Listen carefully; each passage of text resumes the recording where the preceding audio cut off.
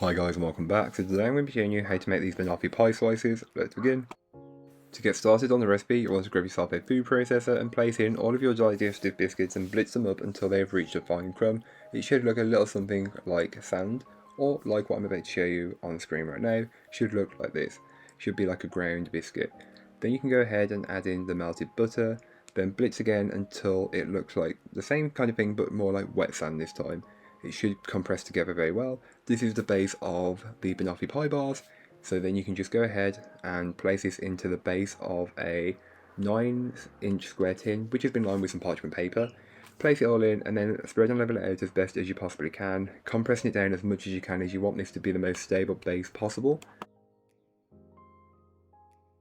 You can then go ahead and top that with some caramel. Feel free to use the kind that you can buy in a can in the store, but I only had condensed milk at home, so I cooked a can for around 2.5 to 3 hours and then let it cool. Then just spread and level it out as best as you possibly can. This will help you achieve the best possible result, so make sure you get as level as possible right now. Then top the caramel layer with some slices of banana. You don't want to go super thin with these, but you also don't want to go super thick, so just find what you're comfortable with and then slice it up and place it on. You want to get as much banana in there as possible, as it's big flavour in banoffee pie, of course. Set aside until needed. Then into a bowl, place your double cream, followed by some icing sugar and vanilla extract. Then whisk on a high speed until you reach a stiff peak. Being careful not to take it too far. I did a little bit much too far on this recipe. Just take it a little bit less than me, then you're good to go.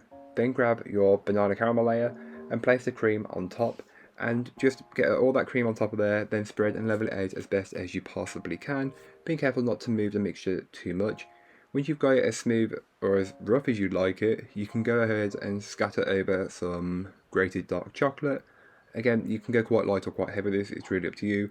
Cut up into as many or as few pieces as you would like. I only cut these into 8 as the person I was making them for at the time. I don't know, it was just a little tray bake for them, so I just cut it into 8, but feel free to cut it into more or less, that's really up to you. So thank you so much for watching, I hope you enjoyed. If you did, don't forget to like, comment and subscribe for more from me, and I'll be back again very soon with another recipe, so join me then. In the meanwhile, don't forget to check out the description, there'll be a link to this recipe, a link to my blog, and links to all my social medias. But that's all for today, I hope you enjoyed. Bye guys.